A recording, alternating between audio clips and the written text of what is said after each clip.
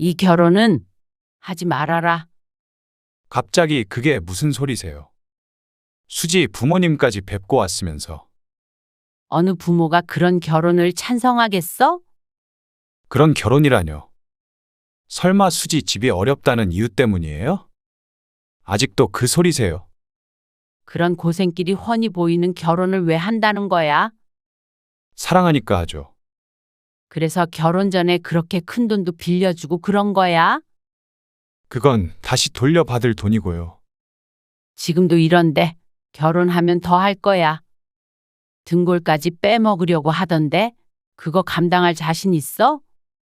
아니, 네가 감당하겠다고 하더라도 나는 그 꼴 못 본다. 처가 식구도 가족이잖아요. 자꾸 이런 식으로 실망시키지 마세요. 그렇게 반대하셔도 저는 분명히 결혼할 거예요. 엄마 아빠가 안 오신다고 하셔도 어쩔 수 없고요. 그렇게 그 꼴이 보기 싫으시다면 보지 말고 사세요. 오늘 이야기 속 주인공은 58세 정여자 씨입니다. 그리고 그녀의 아들에 관한 이야기입니다. 결혼을 앞두게 된 아들. 하지만 정 씨는 도저히 사랑하는 큰아들의 결혼을 응원해 줄 수가 없었습니다. 며느리를 받아들일 수가 없어서였는데 그런 말을 한다면 누군가는 혀를 찰 것을 알고 있었습니다. 왜 자식 인생에 간섭을 하냐고 묻는다면 반대로 물어보고 싶었습니다. 당신의 자식이라도 이런 결혼을 지지해 줄 수 있는지 말이죠. 내 자식의 고생길이 훤히 보이는데 그걸 보고만 있을 수 있는지. 잘 살라고 정말 열심히 키운 자식이었습니다. 그런데 가난한 효녀 며느리의 염치 없는 사돈까지 내 아들이 짊어져야 할 가족이 된다면 어떨지 상상조차 하기가 힘들었습니다. 그런 결혼을 막고 싶다면 진정 정 씨가 이기적인 것인지 묻고 싶었습니다. 하지만 자세히 들어보면 누구든 정 씨의 심정을 이해하는 사람들이 있을 것이라고 생각했습니다. 정 씨 부부는 아들이 둘이 있었습니다. 둘째 아들은 해외에서 직장에 다니고 있었고 첫째 아들은 정 씨와 가까운 곳에 살며 마찬가지로 직장에 다니고 있었습니다. 둘 다 우리나라에서 손에 꼽히는 대학에 나왔고 30대 초반의 나이에 꽤나 높은 연봉도 받고 있었습니다. 그렇게 되기까지 정 씨 부부의 보이지 않는 노력도 컸습니다. 나중에 고생 덜하고 편히 살았으면 하는 마음에 열의를 다해 교육시켰죠. 그래서 평생을 열심히 살 수밖에 없었고 다행히도 그 덕에 아들 둘 잘 키우고 정 씨 부부도 먹고 살만했습니다. 너는 언제 돌아올지 모르는 거야? 글쎄요. 여기서 사는 것도 좋아서요. 그게 마음대로 되는 거야? 회사에서 들어오라 그러면 와야 하잖아. 아직은 기약 없어요. 미국에 있는 둘째 아들과 통화를 하는데 아주 눌러앉을 것 같은 아들이 걱정됐습니다. 거기 생활은 불편하지 않아? 별로 안 불편해요. 오히려 좋은데요. 그런데 아들이 오히려 좋다니 얼른 들어와라 어째라 할 수도 없었습니다. 그곳에서 행복하게 지낸다면 그것도 나쁘지 않다고 생각했습니다. 그런데 형은 여자친구 생긴 것 같은데. 만나보셨어요? 아니? 몰랐어. SNS 보면 사진도 올라오고 하던데. 인터넷이나 그런 것은 잘 모르는 정 씨이기 때문에 금시초문이었습니다. 금방 결혼한다고 하는 거 아니에요? 그런데 둘째 아들의 말처럼 얼마 못 가 큰아들에게서 연락이 왔습니다. 여자친구를 소개시켜주고 싶다며 말이죠. 뜻밖이었습니다. 그동안 몇 번 여자친구를 만났던 것은 알았지만 정식으로 소개를 받는 것은 처음이었습니다. 정말 곧 결혼을 하려나 싶었습니다. 바깥에서 식사 함께 하자는 말에 정 씨는 부담스럽다는 남편은 두고 혼자 나갔습니다. 안녕하세요. 서수지라고 해요. 안녕하세요. 은호 엄마예요? 무척 고운 아가씨가 큰아들과 나란히 앉아서 인사했습니다. 정 씨도 이런 자리가 처음이라 긴장이 됐습니다. 하지만 아들의 여자친구의 성격이 서글서글해서 그런가 금방 친근하게 대화할 수 있었습니다. 아들의 여자친구는 서울에 있는 작은 회사에 다니고 있었고 고향은 다른 지역이라고 했습니다. 부모님은 시골에 계세요. 그래? 두 분이서 사시는 거야? 네. 외동딸이에요. 부모님은 지방에 있는 작은 도시에 살고 계신다고 했습니다. 그럼 자주 못 뵙겠어. 그래도 주말에 자주 가요. 아이고, 효녀네. 그러자 수줍게 웃는 아들의 여자친구에게 호감이 갔습니다. 정 씨도 이런 딸 하나 있었으면 싶었죠. 아들 둘이니 아무래도 이렇게 살갑지는 않았습니다. 그러면 여기에서 혼자 사는 거야? 외롭겠네. 대학교를 근처에서 나와서 친구들이 있어요. 그래서 친구가 많다고 했는데 대학 이름을 들어보니 조금 생소했습니다. 자주 뵀으면 좋겠어요. 정말? 시간 날 때 연락 줘. 정 씨는 웃으며 대답했습니다. 그리고 그 모습을 아들은 뿌듯하게 바라보았죠. 그리고 아들의 여자친구의 말처럼 그 뒤로도 몇 번 더 보게 되었습니다. 그런데 세 번째쯤 만났던 어느 날이었습니다. 그날은 아들이 급한 일이 있다며 여자친구와 둘이 먼저 만나라고 했습니다. 갑작스러웠지만 약속 시간이 가까웠기에 그냥 그러겠다고 했습니다. 저 잠시 화장실 좀 다녀올게요. 식사를 마치고 아들의 여자친구가 자리에서 일어났습니다. 5분가량 기다렸는데도 오지 않아 우선 계산을 하기 위해서 정 씨도 일어났죠. 그런데 바깥에서 통화를 하고 있는 여자친구를 발견했습니다. 계산도 했으니 정 씨도 나가서 통화가 끝나기를 기다리려고 했는데 거리가 멀지 않아 말소리가 들렸습니다. 가스비? 보냈어. 관리비도 당연히 냈지. 근데 엄마 집 가스비 이달에 많이 나왔더라. 아니야, 작년 같은 달보다도 훨씬 더 냈어. 보일러 고장난 거 아니야?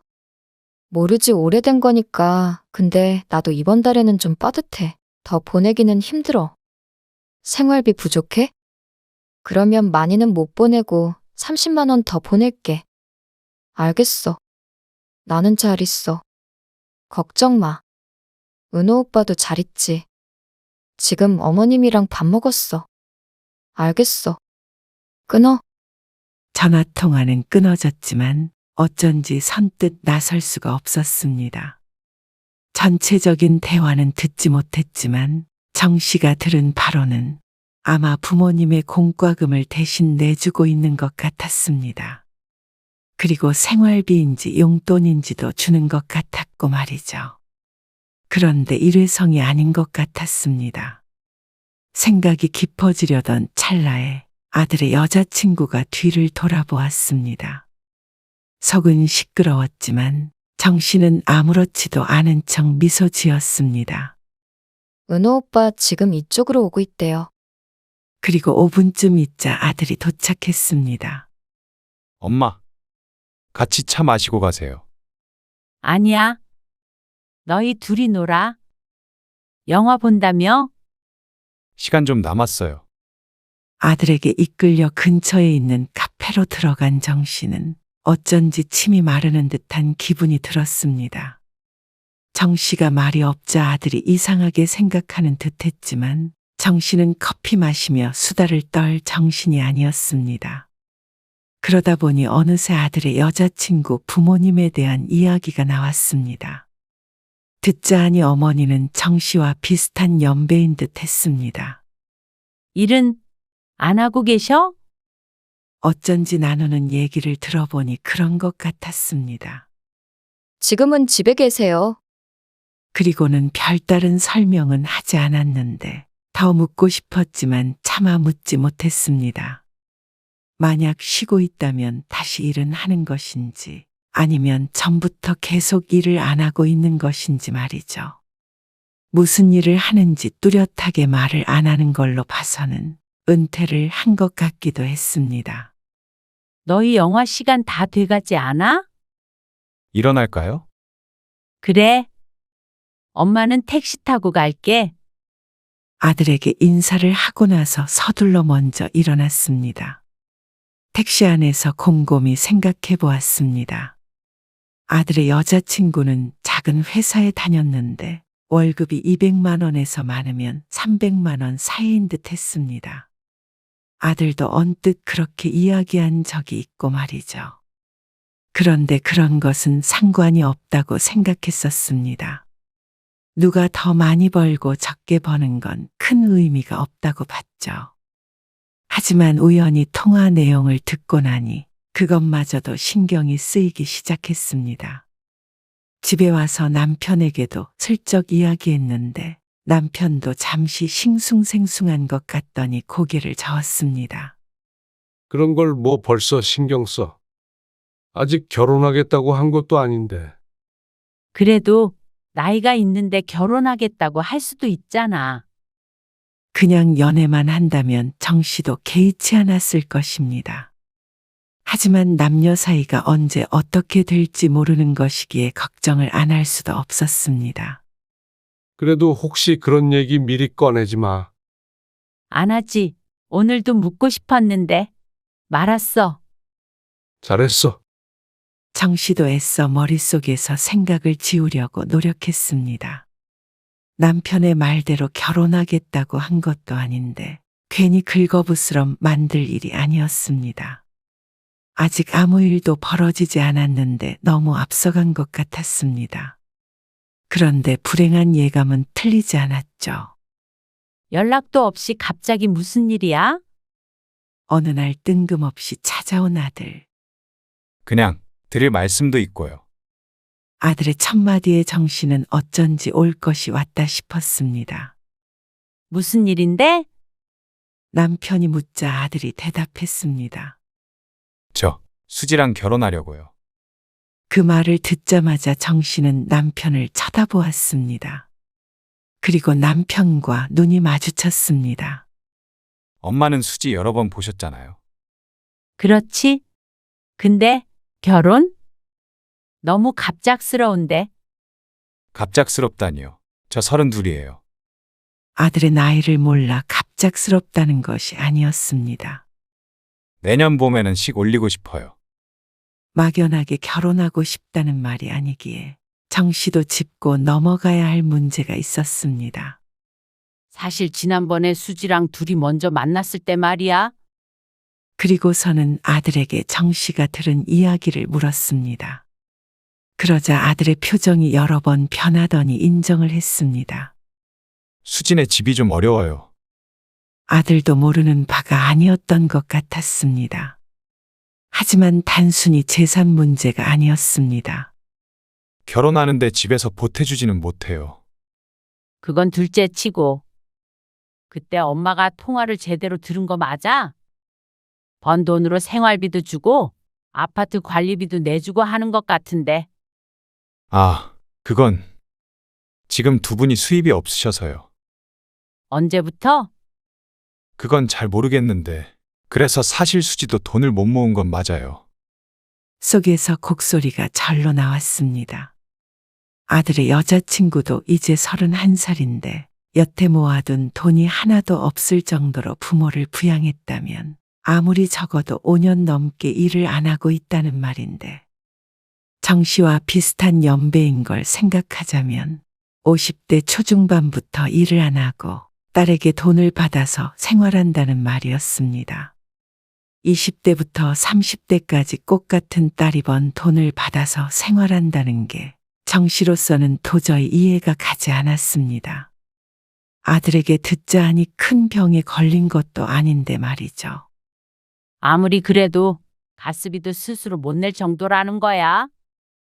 그러자 아들은 말이 없었습니다. 그러면 결혼하고 나서도 계속 그래야 한다는 거잖아. 딸이 결혼하다고 해서 부모의 경제 사정이 나아질 리가 없었습니다. 얼마나 주는 거길래 돈도 하나도 못 모았고 말이야. 엄마는 지금 뭐라고 해야 될지 모르겠다. 얼마나 드리는지는 몰라요. 그러니까 결혼하고 나서도 그래야 하는 거냐고. 그렇겠죠. 외동딸이잖아요. 수지가 부모님 생각을 많이 해서. 아들은 그것마저 감내하려는 모양이었습니다. 생활비를 한 달에 100만 원만 준다고 치더라도 지금은 별거 아닐 수 있지만 앞으로 10년, 20년은 또 다른 이야기였습니다. 부모님 도와드리는 게 나쁜 건 아니잖아요. 좀 더 나이 먹으면 부모를 부양하는 일은 온전히 정 씨의 아들의 몫이 될 것이 분명했습니다. 아들은 그 정도의 미래는 보지 않는 모양이었습니다. 물론 부모 위하는 자식이 나쁜 것이 아니었습니다. 그런 자식의 피를 빨아먹는 부모가 나쁜 것이었습니다. 그건 분명했습니다. 정 씨였으면 폐지를 줍는 한이 있더라도 이 나이에 아무 일도 안 하고 자식에게 의탁하는 선택은 절대 하지 않았을 것이니 말이죠. 그런데 그런 사람들과 내 아들이 가족이 된다고 생각하면 생각만 해도 두통이 일었습니다. 정 씨 부부도 큰 부자는 아니더라도 아들들 결혼시키고 노후에 자식들한테 손 안 벌리고 살 정도의 준비는 되어 있었습니다. 아들 둘이 먹고 살 걱정이 없으니 며느리들이 좀 덜 벌더라도 상관없었고 집에서 결혼 자금을 지원을 못 해준다고 해도 또 상관없었습니다. 아들이 둘이다 보니 그런 생각은 많이 해왔습니다. 대비도 했고 말이죠. 그런데 그렇게 열심히 벌어서 집 장만해주고 아들 공부시켜서 결혼시켰는데 그 돈이 줄줄이 처가로 샌다면 어느 부모가 좋아할까 싶었습니다. 결혼하면 바로 처가를 떠한 게 생겼는데 말이죠. 예로부터 남의 집 가장은 빼오는 것이 아니라는 말이 있었습니다. 이게 남녀가 바뀌어도 해당이 되는 듯 했습니다. 결혼하고 나서도 내 아들이 여전히 내 품에 있을 것이라는 생각은 하지 않았습니다. 아무리 사랑하는 아들이더라도 말이죠. 하지만 내 아들의 남의 집 가장이 되는 것은 바라지 않았습니다. 남들이 이기적이라고 손가락질 한다고 하더라도 그 생각은 변하지 않았습니다. 내 자식의 인생이 걸린 문제라고 생각한다면 말이죠. 어떻게 이런 결혼을 시킬 수가 있겠니? 정 씨의 솔직한 심정이었습니다.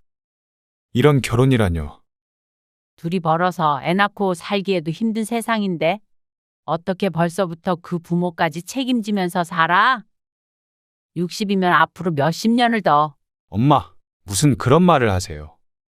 그러면 부모고 뭐고 내팽개치는 며느리가 좋다는 거예요?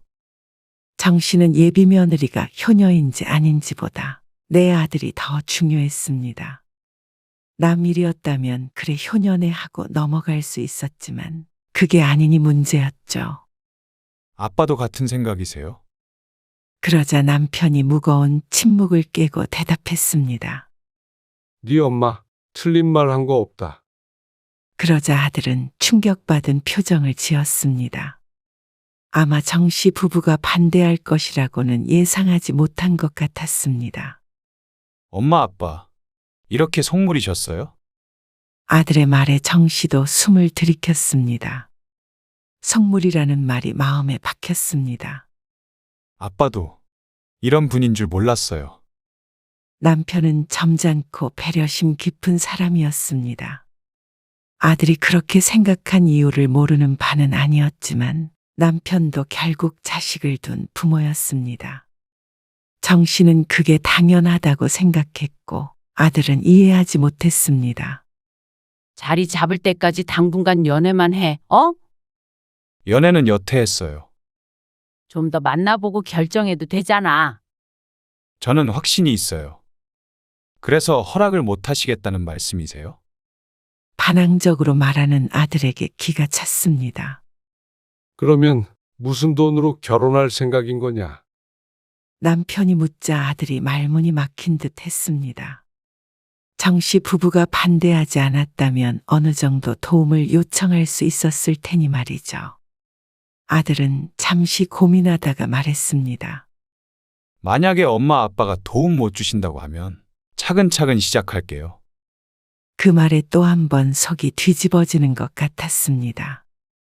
사람이 아무리 좋아도 그렇지 아들은 현실을 전혀 모르는 것 같았습니다. 너 얼마나 있길래 차근차근 시작해? 그리고 아들이 머뭇거리며 대답하는 금액에 놀랐습니다. 아들이 저축을 하고 있는 건 알았지만 얼마나 될지는 모르고 있었는데 생각보다 적은 금액이었습니다. 그러자 아들이 고개를 숙였습니다. 정 씨가 아들을 잘못 본 모양이었습니다. 착실하게 잘 살고 있다고 생각했는데 말이죠. 아직 그냥 철부지인 듯 했습니다. 그런데 이어지는 아들의 말에 경악을 했습니다. 모아둔 돈은 수지 부모님 사정 때문에 잠시 빌려드렸어요. 거짓말을 하기는 싫다면서 내뱉은 아들의 말에 정 씨도 남편도 할 말을 잃었습니다. 얼마를? 8천만 원이요. 뭐야? 정 씨는 곧 뒤로 넘어갈 듯이 휘청거렸습니다. 제정신이니? 차용증도 썼고요. 1년 안에 갚으신다고 했어요. 변명하듯 말하는 아들 때문에 더 속이 곱는 듯 했습니다. 그러자 남편이 나서서 중재를 했습니다. 오늘은 이만 돌아가 보라며 말이죠. 엄마 아빠도 생각을 좀 해봐야 할 것 아니야. 생각? 정 씨의 되물음에 남편이 오히려 눈치를 줬습니다. 하는 수 없이 정 씨는 아들을 보냈습니다. 속이 타서 찬물만 벌컥벌컥 마시고 있는데 남편이 말했습니다. 지금 우리가 반대한다고 해봤자 들을 것 같지도 않아. 그렇다고 그런 결혼을 시켜? 그런 게 아니라 섣불리 말리면 괜히 불만 더 붙어. 남편의 말에 정 씨도 조금 차분해질 수 있었습니다. 그런데 답답한 속은 어쩔 수가 없었습니다. 근데 지금 이게 말이 되는 거야? 뭐 하는 사람들인지는 모르겠는데 나는 그런 집에 내 아들 못 보내. 은호도 너무한 거야. 뭐 속물? 그게 부모한테 할 소리야? 그건 그놈도 답답해서 그랬겠지. 콩깍지가 제대로 껴서 현실 분간을 못 하는 거야. 알아. 그래도 좀 지켜보자고. 말리면 불이 붙는다는 건 정 씨도 알고 있었습니다. 그래서 애써 마음을 가라앉히고 그 말을 듣기로 했습니다. 그런데 얼마 안 돼서 우연히 예비 며느리의 부모를 만날 기회가 생겼습니다. 어디니? 이따가 잠깐 너희 집에 들려야 하는데 아, 무슨 일이세요? 지난번에 집에 두고 간 옷이랑 신발 갖다 주기로 했잖아. 저 지금 밖이에요. 언제쯤 돌아가는데? 엄마, 혹시 여기로 오실래요? 갑자기 자신이 있는 곳으로 오라는 아들. 사실 수지 부모님이 올라오셔서 같이 식사하려고 했거든요. 아들의 말에 거절의 말을 내뱉으려던 정 씨는 생각을 바꿨습니다. 안 그래도 궁금했던 차였습니다. 어떤 사람들인지 한번 봐야 앞으로의 갈피도 잡을 수 있을 것 같았습니다. 그래서 아들에게 알았다고 했죠. 그리고 도착한 식당. 남편은 없지만 꼭 상견례라도 하는 듯 했습니다. 보통이라면 이런 식의 만남은 이루어지지 않았을 테죠. 만나서 반갑습니다. 안 그래도 상견례 날짜를 잡으라고 하던 참이었는데 말이에요. 여자친구의 어머니가 반갑게 인사를 했습니다. 안녕하세요. 아드님을 참 잘 키우셨어요. 어떤 분인가 궁금했네요. 감사합니다. 따님도 참 고와요. 그렇긴 하죠. 인사말이 몇 마디 오갔는데 상대방은 할 말이 참 많아 보였습니다. 정씨만큼이나 만나보고 싶었던 모양이었습니다. 원래 고향이 이쪽이신가 봐요. 안내. 아이고, 여기 집값 어마어마하던데. 부럽네요. 무어라 대답해야 할지 몰라서 있는데 여자가 말을 덧붙였습니다.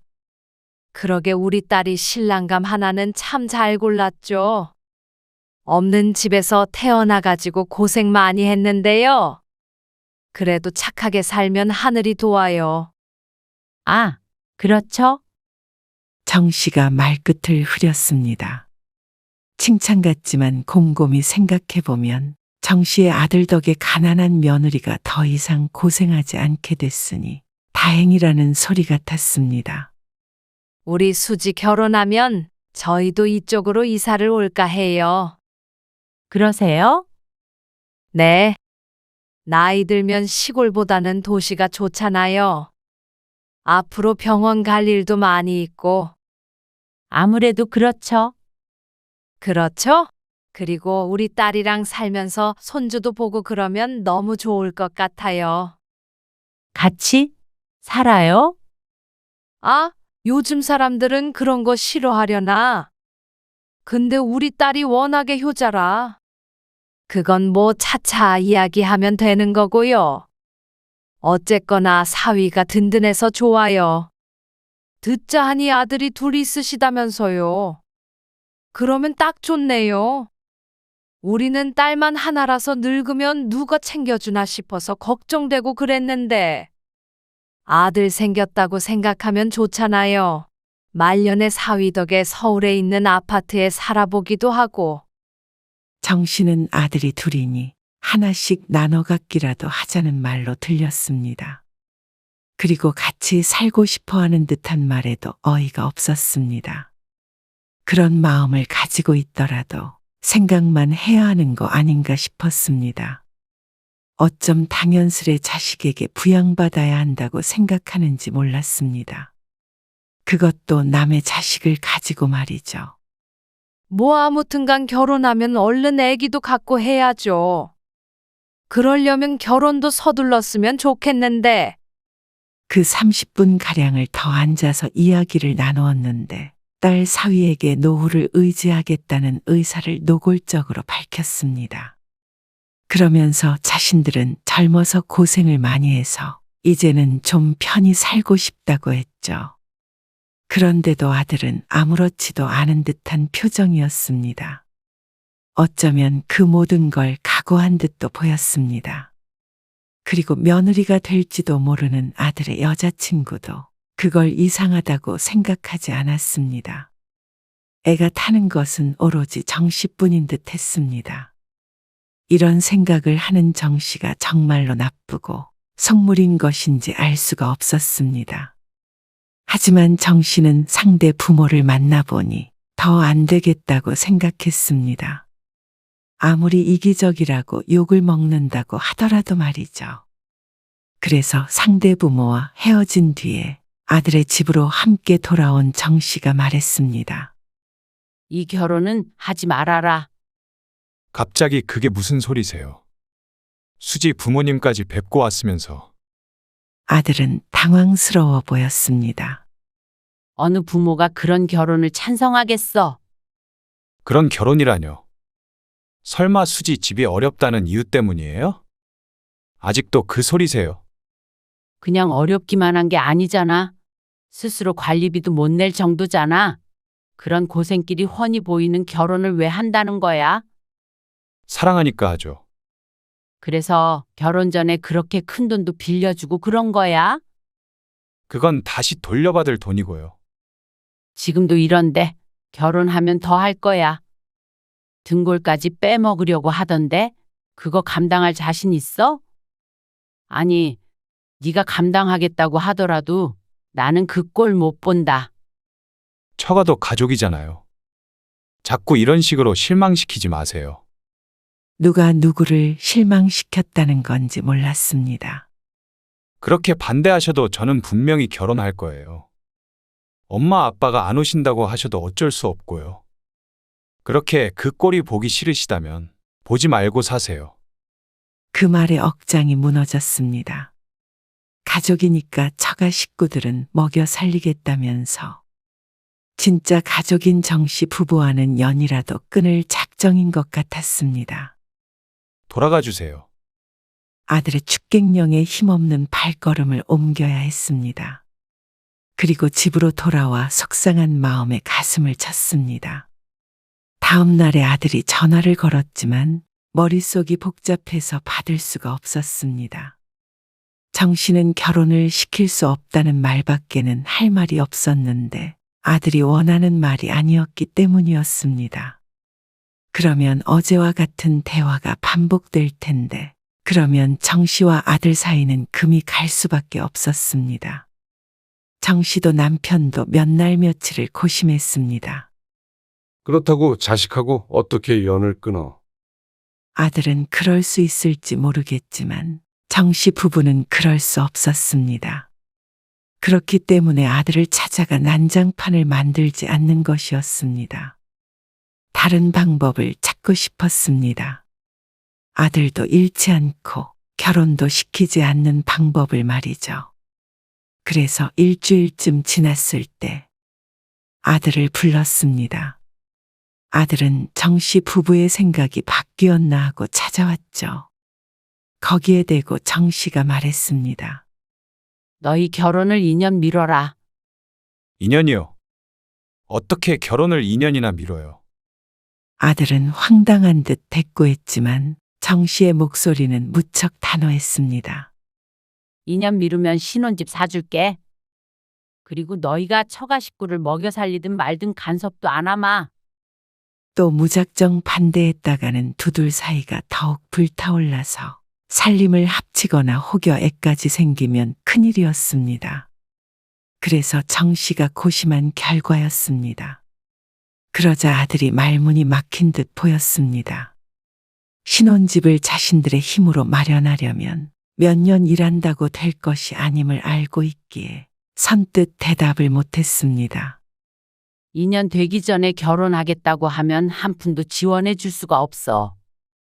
너 지금 살고 있는 오피스텔 전세금도 빼올 거고. 생각 좀 해봐야 될 것 같아요. 수지한테도 물어봐야 하고요. 다행히 아들은 말도 안 된다고 일어나 버리지 않았습니다. 그리고 한 가지 조건이 있는데 이건 꼭 지켜야 해. 조건이요? 그래? 결혼 전에 애가 생겨도 절대 안 돼. 그러면 약속이고 뭐고 없고 엄마 아빠 죽으면 유산도 없을 거야. 아들이 놀란 표정을 지었습니다. 이 정도로 강하게 나올 줄은 예상을 못한 것 같았습니다. 2년 뒤면 반대 없이 집 해가면서 탈 없이 결혼할 수 있어. 어떻게 할래? 수지한테 물어볼게요.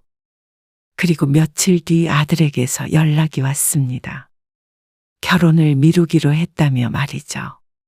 정 씨는 아들 몰래 가슴을 쓸어내렸습니다. 듣자 하니 여자친구의 부모님이 적극적으로 결혼을 미루자고 한 모양이었습니다. 그리고 여자친구 또한 월세에서 시작하는 이 인연을 미루겠다고 했죠. 참 다행이었지만 인내가 필요했습니다. 그리고 2년 뒤라고 헤어질 거라는 보장이 없으니 초조하기도 했습니다. 중간중간 함께 보자고 연락도 왔고 가끔은 만나서 밥도 먹었습니다. 그 뒤로는 순리에 맡기기로 했습니다. 2년 뒤로 미뤘는데도 불구하고 결혼을 꼭 하겠다면 정 씨도 생각을 달리할 마음도 있었습니다. 그 정도로 떨어질 수 없다면 정 씨도 억지로 찢어놓을 힘도 없었습니다. 그런데 반년이 지나고 1년이 지나자 아들의 여자친구에게서 오는 연락이 뜸해졌습니다. 그리고 1년 반쯤 되었을 때 아들은 여자친구와 헤어졌습니다. 어느 정도 마음의 준비를 하고 있었던 정 씨로서도 조금 뜻밖이었습니다. 그때 미루지만 않았어도 됐잖아요. 아들은 정 씨를 원망했습니다.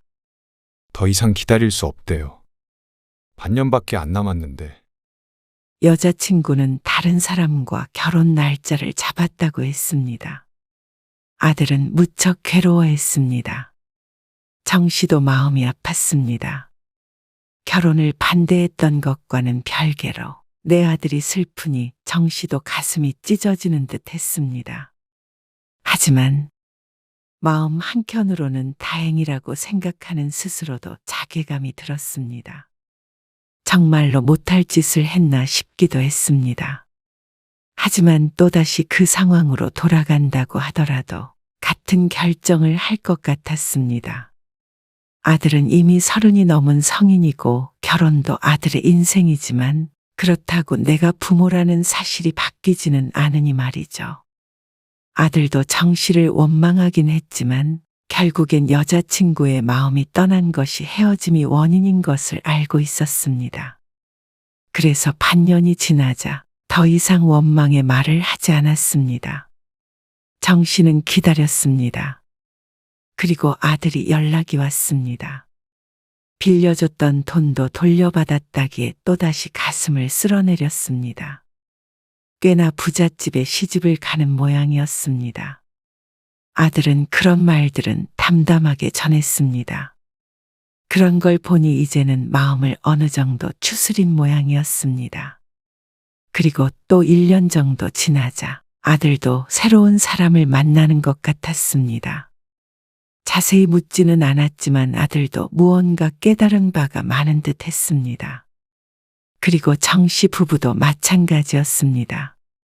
어떤 사람을 만나는지는 잘 모르겠지만 그래도 지난번보다는 부모도 자식도 좀 더 성숙해지지 않았을까 싶었습니다.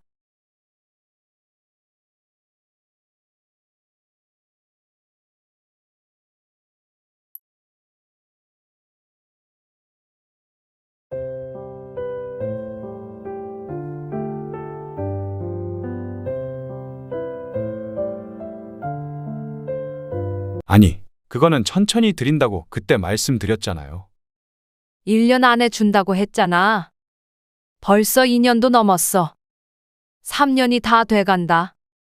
설마 저희가 돈을 떼먹기라도 할까봐 그러세요? 너희가 힘들다길래 닥달하지 않으려고 했던 거야. 근데 아주 살만한 것 같으니까 이제는 좀 받아야겠다. 너도 알다시피 차도 바꿔야 해. 차는 할부로 바꾸시면 되죠.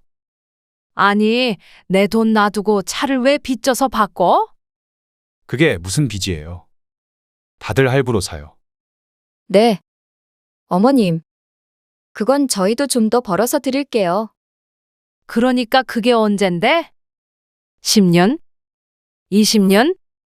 늙어 죽겠다. 그거 얼마나 한다고. 바쁜 사람 여기까지 불러서 그러세요. 너희 서운할까봐 참고 참아서 여기까지 온 거야. 근데 너희는 뭐니? 할 거 다 하고 쓸 거 다 쓰고. 그래도 부모가 빌려준 거 갚을 돈은 없다는 거야? 오늘 이야기 속 주인공은 61세 서자영 씨입니다. 그리고 그녀의 아들과 며느리에 관한 이야기입니다. 소 씨 부부는 평생 자식에게 퍼주며 살았습니다. 그걸 아깝다고 생각해 본 적은 없었습니다.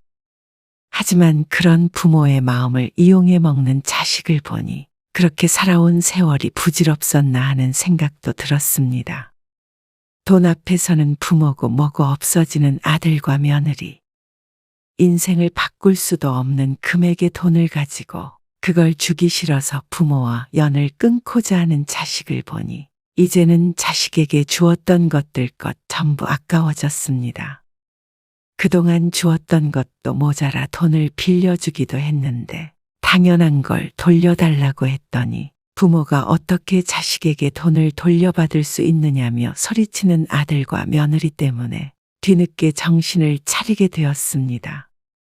부모의 돈은 공짜로 생긴 줄 알고 부모의 돈으로 저들은 호의호식하는 것이 너무나도 괘씸했습니다.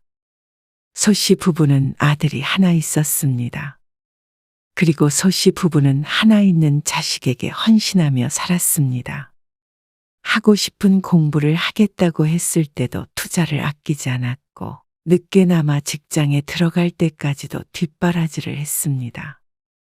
소 씨 부부는 아끼며 사는 것이 습관이 되어 있었지만 아들의 미래를 위해서는 무엇도 아깝지 않았습니다. 애초에 그것부터가 잘못되었던 듯 했습니다.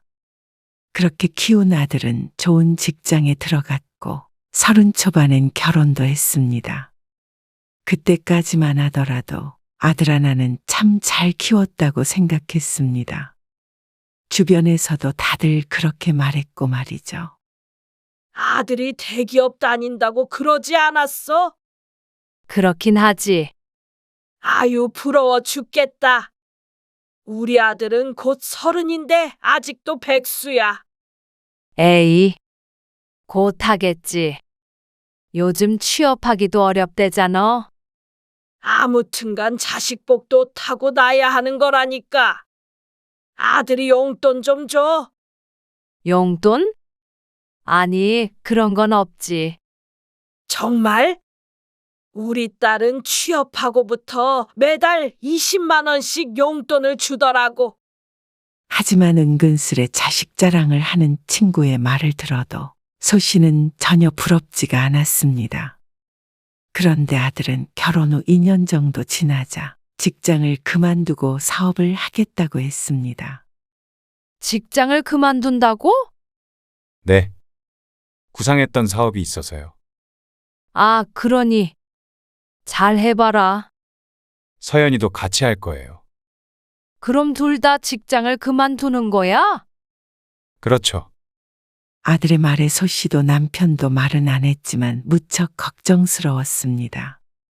한 사람도 아니고 부부가 둘이 갑자기 함께 일을 그만둬 버려도 되나 싶었죠. 걱정 마세요. 확실한 거니까요. 소 씨의 표정에서 말 못한 근심이 느껴졌는지 아들은 호언장담을 했습니다. 소 씨도 아들이 저 정도로 자신이 있다면 생각해둔 바가 있겠거니 했죠. 그런데 아들은 사업을 시작한 지 얼마 되지도 않아서 소 씨에게 찾아와 말했습니다. 이게 초기 자금이 조금 부족해서요. 혹시 조금만 투자해 주실 수 있으세요? 투자? 투자라는 말에 소 씨가 눈을 크게 뜨자 아들이 멋쩍은 듯 말했습니다. 이미 집으로 대출을 조금 받은 상태라서요. 수익이 나기 시작하려면 시간이 조금 걸려서 그래요. 그게 뭘 하는 사업인데?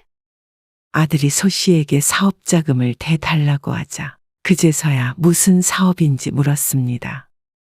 그러자 시작한 사업에 대해서 장황하게 설명을 하는 아들.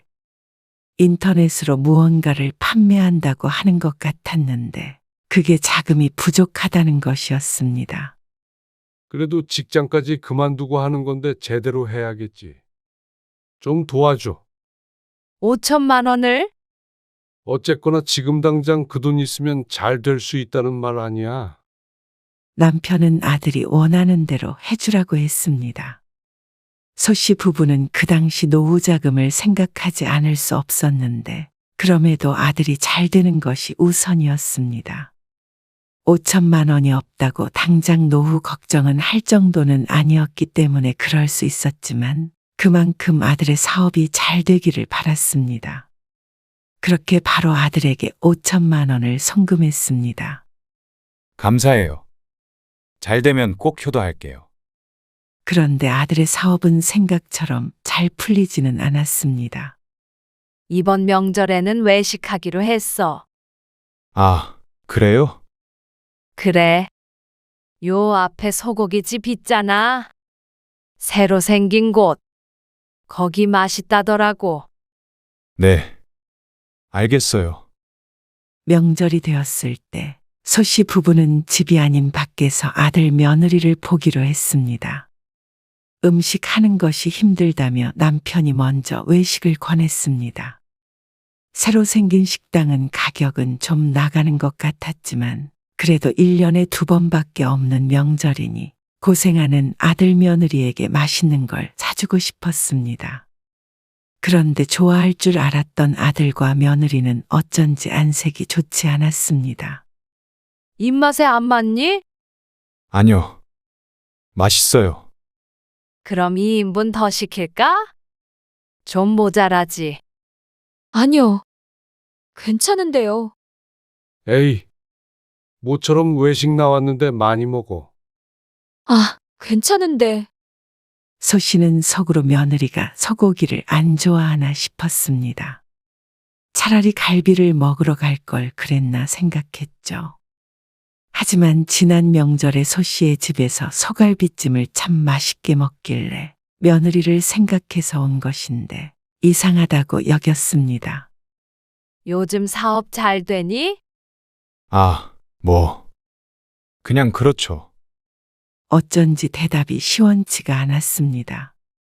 아들은 투자라고 했지만 소 씨 부부는 5천만 원을 돌려받고자 하지는 않았습니다. 그래도 걱정스런 마음에 어찌 되고 있다 정도는 듣고 싶은데 아들은 좀처럼 그런 얘기는 해주지 않았습니다. 하지만 더는 이야기하고 싶지 않은 듯해서 소 씨도 더 이상 묻지 못했습니다. 차도 한 잔 마시고 갈래? 이 옆에서 차요? 너희는 커피 같은 거 먹고 입가심으로. 아, 아니요. 일 때문에 가볼게요. 식사를 마치고 일어나려는데 아들은 빨리 자리를 뜨고 싶은 사람 같았습니다. 소 씨 부부는 좀 더 같이 있고 싶었지만 아들이 서둘러 일어나는 바람에 소 씨도 얼떨결에 함께 일어나야 했습니다. 아들이 계산을 하려고 하자 남편이 막았습니다. 아이고, 밥은 우리가 사줄게. 아, 저희가 사려고 했는데요. 그래도 여기까지 왔는데 엄마 아빠가 사주려고 소고기 먹자고 한 거야. 그러자 아들이 다시 지갑을 집어넣었습니다. 소 씨의 남편이 웃으며 계산을 하는데 어쩐지 아들의 표정이 폈습니다. 그럼 조심히 가. 그러자 아들이 가려던 소 씨 부부를 붙잡았습니다. 그러면 커피는 저희가 살게요. 바쁜 일 있다고 하지 않았소? 아니요, 뭐. 좀 천천히 가도 될 것 같아요. 갑작스럽게 말을 바꾼 아들 때문에 소 씨는 아까 전에 식당에서 아들의 행동을 조금 알 것 같았습니다. 확실하진 않지만 아마 식사 비용을 계산하는 문제 때문인 듯 했습니다. 넷이 먹은 비용이 20만 원이 조금 넘게 나왔기 때문에 부담이 되었던 것 같았죠. 그러다 보니 사업이 잘 안 되고 있구나 하고 생각할 수밖에 없었습니다. 그 뒤로도 아들은 평소보다 돈을 아꼈습니다. 어쩌다 한 번씩 만나면 전부 소 씨가 계산하게 되었습니다. 처음엔 민망해하던 아들도 그게 언제부턴가 당연해졌죠. 그래도 시간이 점점 지나면서 아들 며느리도 먹고 살 만큼은 버는 듯 보였습니다. 그러니까 오히려 사업을 포기하질 못했죠. 그렇게 3년 정도 지났을 때였습니다. 엄마, 혹시 3,500 정도만 빌려주실 수 있어요?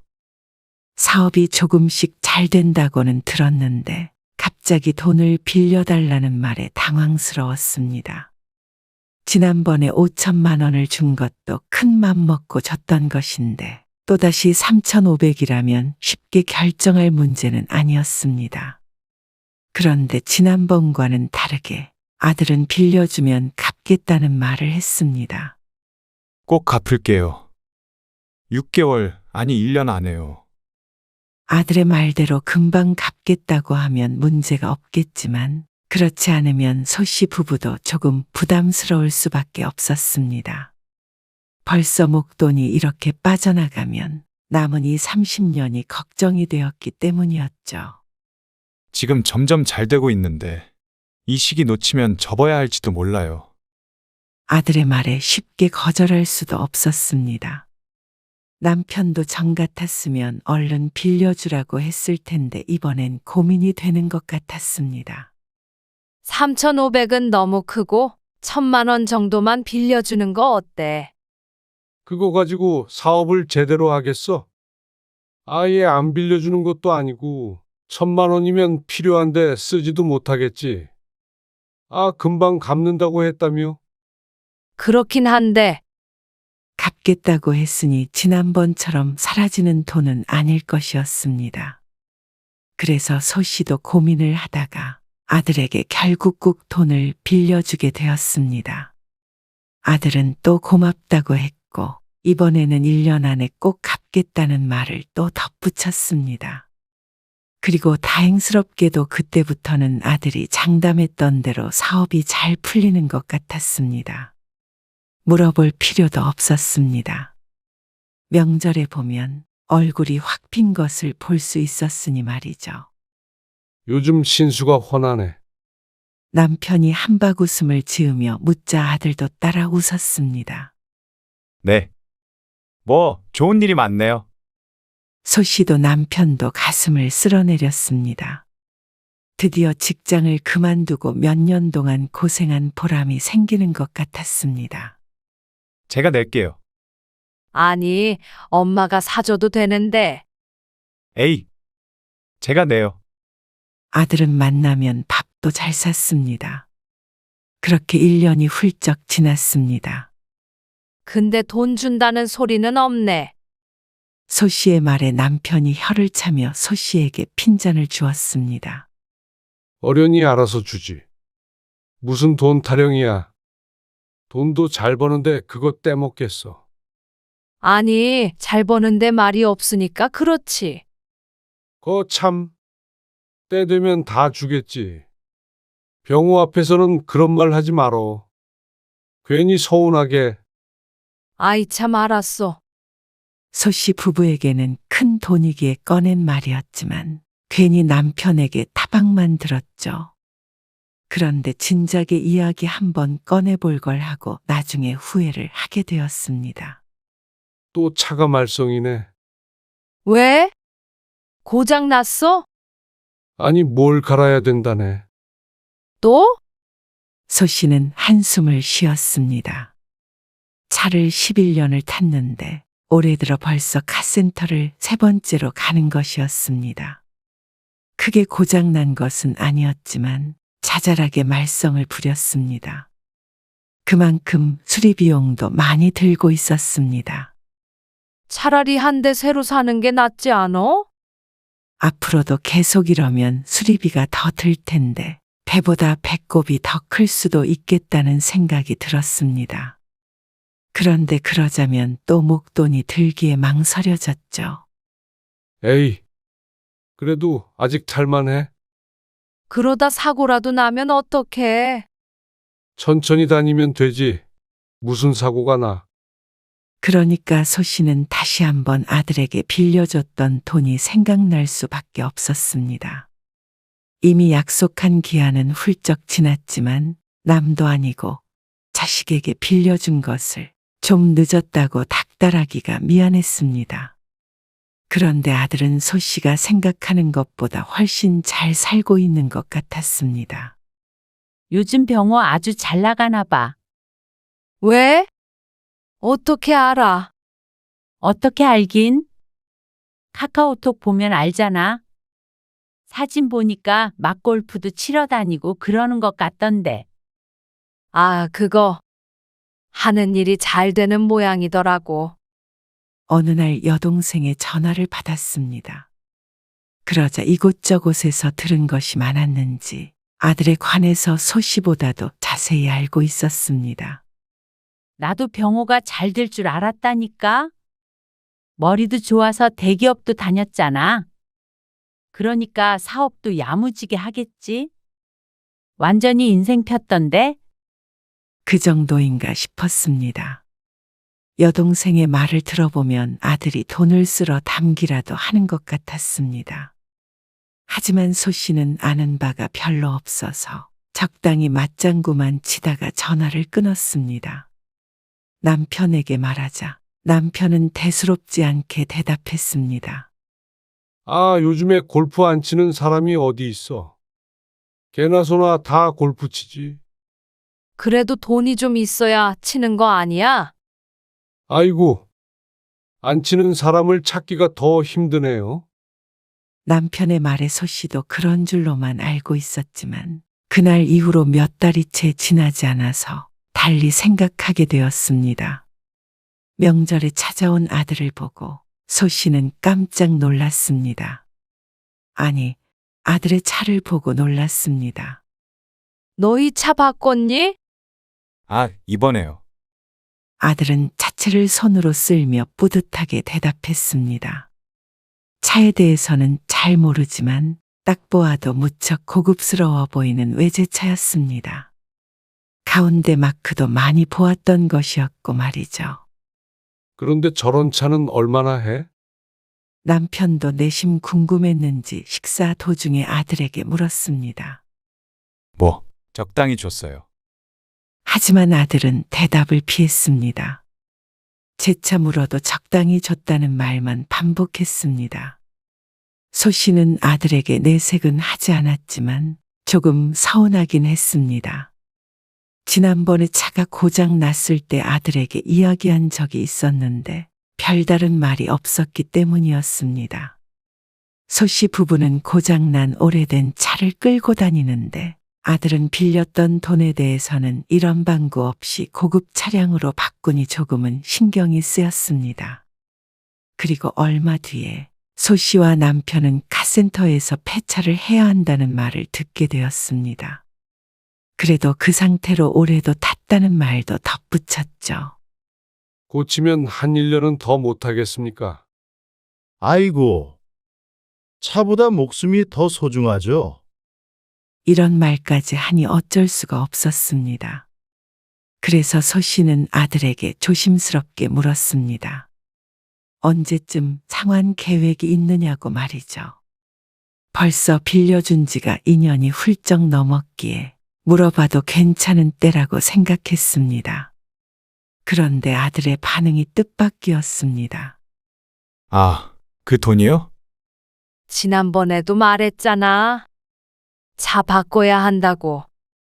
아, 근데 아버지가 천천히 달라고 하셔서 급하게 생각 안 했는데요. 당시에 1년 안에 갚겠다는 말에 남편이 부담 갖지 말라는 말을 했었던 것은 같았지만 그렇다고 무한정 갚지 말란 말은 결코 아니었습니다. 근데 아무래도 차 사려면 돈이 드니까. 소 씨가 애둘러 말했는데 아들은 잠시 말이 없었습니다. 일단 알겠어요. 아들은 그렇게 말하고 전화를 끊었습니다. 전화를 끊고는 아들에게 조금 미안한 마음이 들었습니다. 그런데 몇 시간 뒤 저녁에 며느리의 연락을 받고는 깜짝 놀랐습니다. 문자 메시지가 왔는데 상당히 장문에 글이 적혀 있었습니다. 빌려줄 때는 천천히 달라고 하더니 갑자기 이렇게 갚으라고 하면 당황스럽다. 3,500이 적은 돈도 아닌데 당장 어디서 그 돈을 구하냐.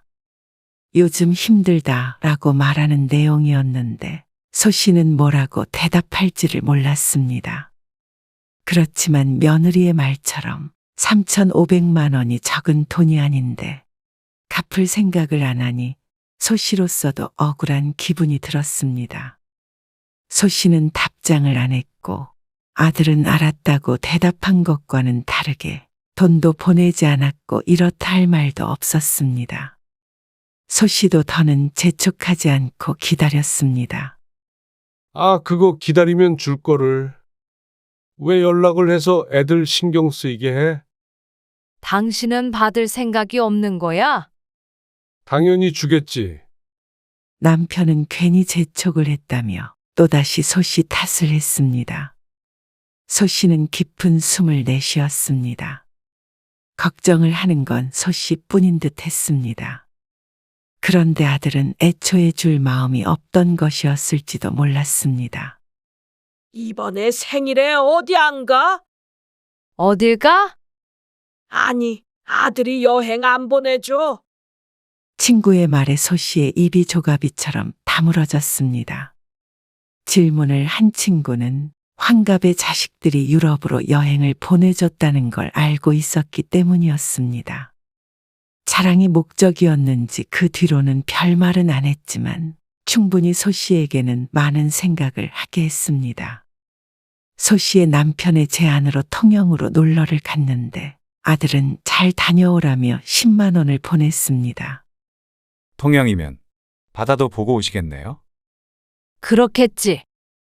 10만 원 보냈으니까 두 분이서 맛있는 거 사드세요. 그래. 고맙다. 칠순 때는 좋은데 여행 보내드릴게요. 이번에는 좀 이해해 주세요. 지난번에 며느리가 힘들다더니 진짜로 그런 모양이었습니다. 그런데도 소 씨는 마음속에 울컥하는 감정을 느꼈습니다. 해외여행까지는 아니더라도 환갑이니 내심 무언가 바랐던 것일지도 몰랐습니다. 하지만 소 씨는 그 정도는 바라도 되지 않나 하는 생각을 했습니다. 이게 속물적인 것인가 싶기도 했지만 소 씨도 사람인 이상 그런 생각을 안 할 수는 없었습니다. 아들에게 서운했습니다.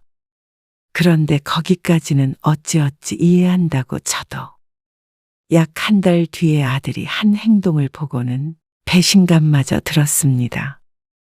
병호 전화를 안 받네. 일하고 있나 보지. 어제도 통화가 안 되던데. 계속해서 아들과 통화가 안 된다는 남편의 말을 흘려들었는데 다음 날 이유를 알게 되었습니다. 전화하셨어요? 전화는 남편이 했는데 아들의 연락은 소 씨에게 왔습니다. 아버지가 연락이 안 된다고 하더라. 아, 지금 한국이 아니라서요. 그럼 어딘데? 태국이에요. 그러면서 며느리와 함께 해외여행을 갔다는 아들. 그 말에 잠시 말문이 막혔습니다. 힘들다더니 할 건 다 하고 다니는 것 같았습니다. 소 씨의 환갑 때도 남편이 통영을 가며 그랬습니다. 아들 사업이 조금 힘든 것 같으니 서운해하지 말라고 말이죠. 사업이라는 게 잘 될 때도 있는 거고 안 될 때가 있는 거라며 소 씨를 설득했습니다. 그런데 환갑 지난 지가 한 달밖에 안 됐는데 둘이 해외여행을 갈 돈은 충분한 듯 했습니다. 참, 부모가 자식 생각하는 만큼 똑같이 생각해 주길 바라는 것은 아니었지만 해도 너무한다 싶었습니다. 부모가 폐차 직전에 차를 타고 다니든 환갑이든 어떻든 본인들 삶이 더 중요한 게 분명해 보였습니다. 아들은 어쩌면 그 돈을 갚을 생각이 전혀 없는지도 몰랐습니다. 사업 초기에 5천만 원을 주었던 것은 그렇다 치더라도 3,500만 원은 큰맘 먹고 빌려준 돈이었습니다. 그런데 그런 큰 돈이 당장 어떻게 나냐던 며느리는 말과 행동이 참 다른 것 같았습니다. 이번에는 남편도 할 말을 잃은 듯 했습니다. 남편은 늘 아들을 믿었는데 남편도 어떤 느낌을 받을 수밖에 없었습니다. 이번에는 말리지 말어. 그러자 남편은 고개를 떨구었습니다. 소 씨는 아들이 귀국하기를 기다렸습니다. 그리고 아들이 돌아왔다는 연락을 하자 집으로 불렀습니다. 바쁘다던 아들은 심각해 보이는 소 씨의 목소리에 마지못해 며느리와 함께 찾아왔습니다. 일이 밀려서 시간이 별로 없어요. 해외여행 다녀오느라? 며칠 일을 못했으니까요. 그래. 길게 말 안 한다. 무슨 일이신데요? 3,500만 원. 이번 주 내로 보내줘라. 네? 이번 주요. 아들이 황당하다는 듯 되물었습니다. 그래. 주기로 한 지가 한참 지났잖냐? 아니, 그거는 천천히 드린다고 그때 말씀드렸잖아요. 1년 안에 준다고 했잖아. 벌써 2년이 넘었어. 3년이 다 돼간다. 설마 저희가 돈을 떼먹기라도 할까봐 그러세요? 아들은 오히려 소 씨를 매정한 사람 취급했습니다. 너희가 힘들다길래 닥달하지 않으려고 했던 거야. 근데 아주 살만한 것 같으니까 이제는 좀 받아야겠다. 너도 알다시피 차도 곧 폐차해야 해. 차는 할부로 바꾸시면 되죠. 아니, 내 돈 놔두고 차를 왜 빚져서 바꿔? 그게 무슨 빚이에요? 다들 할부로 사요. 네. 어머님. 그건 저희도 좀 더 벌어서 드릴게요. 그러니까 그게 언젠데? 10년? 20년? 늙어 죽겠다. 그거 얼마나 한다고. 바쁜 사람 여기까지 불러서 그러세요. 기가 막혔습니다. 큰돈이니 당장 못 준다고 할 때는 언제고 이제는 얼마 안 되는 돈을 달라고 난리를 치냐며 따지는 꼴이었습니다. 너희 서운할까봐 참고 참아서 여기까지 온 거야. 근데 너희는 뭐니? 할 거 다 하고 쓸 거 다 쓰고. 그래도 부모가 빌려준 거 갚을 돈은 없다는 거야? 그럴 리가 있어요? 그러면 외제차는 공짜로 사고 태국 여행은 공짜로 갔다 왔다는 소리야. 애초에 외제차 가격이면 진작 갚고도 남을 금액이었습니다. 그것도 소신의 차가 고장났다는 사실을 안 뒤에 바꾼 차이기에 더욱 섭섭한 마음이 컸습니다. 아들은 잠시 말을 골랐습니다. 차는 사업하다 보면 필요해요. 그리고 저희도 열심히 일만 했는데 해외여행 한 번 마음대로 못 다녀와요? 엄마한테 돈을 빌렸다는 이유만으로요? 말은 그럴싸하게 했지만 이후에 무얼 하더라도 소 씨의 돈은 우선순위에 없을 것이 뻔했습니다. 너희 사정 봐주다가는 나중에 노후 자금도 없이 길거리에 나앉겠다. 그럴 리가 있어요? 그럴 리가 있을 것 같아서 말이야. 더는 못 기다려주니까 일주일 안에 입금해줘. 너무 서운하네요. 며느리가 기분이 상한 듯 중얼거렸습니다. 그건 내가 해야 할 소리지 않니? 어떻게 부모님이 자식한테 준 돈을 이렇게까지 해서 받으려고 하세요? 기가 막힌 말이었습니다. 그러면 서로 빌려주고 빌리는 게 무슨 소용인가 싶었습니다. 적어도 나중에 꼭 갚겠다고 빌려간 돈은 줘야 할 거 아니야. 그러면 사업한다고 가져간 돈이 총 8,500인데 그렇게 큰 돈을 그냥 가져가려고 한 거야? 그게 아니라 그게 아니면 갚으면 될 거 아니야. 그렇게 억울하면 말이야. 나도 괜히 자식 오해하고 그러고 싶지 않으니까 서로 오해 풀려면 그 수밖에 없잖니. 차 사시려고 그러는 거예요? 그니까요. 차 때문에 그러시는 거면 이제 운전대 놓으실 때도 됐잖아요. 이제는 돈을 주기 싫어 운전도 그만하라는 아들의 말에 남편도 옆에서 기가 찬 한숨을 내뱉었습니다. 말은 않고 있지만 남편이 소 씨보다 배신감이 클 듯했습니다. 차를 사든 여행을 가든 우리 돈은 알아서 할 거니까 거기까지 너희가 신경 쓸 거 없어. 소 씨는 냉랭하게 대답했습니다. 돈 때문에 부모 자식 사이가 이렇게 되네요. 이러면 앞으로 사업이 잘 돼도 안 찾아옵니다. 나중에 엄마 아빠 노후 책임지라는 소리 하지 마세요. 꼭 사업이 잘 되면 국물도 없을 줄 알라는 말인 듯 했습니다. 참, 잘 돼도 못 돼도 아무것도 안 해줘도 된다. 정말 후회 안 하시죠? 돈 떨어졌다고 찾아오지 마세요. 이런 걸 아들이라고 퍼주었던 것이 후회가 됐습니다. 돈 때문에 부모 자식 사이를 이렇게 만든 게 누구라고 생각하는지 몰랐습니다. 이런 협박을 하는 것이 내 자식인가 싶었죠. 그래. 그러면 이왕 안 찾아가는 거 내가 줬던 돈 다 돌려줘라. 뭐라고요? 너 5천만 원 받을 때 뭐라고 그랬어? 투자하라고 그랬지. 투자가 뭐냐? 수익이 났으면 그만큼 돌려줘야 하는 거 아니야? 아니, 그건 그러면 이것저것 이자까지 해서 최소 1억은 받아야겠네. 1억이요.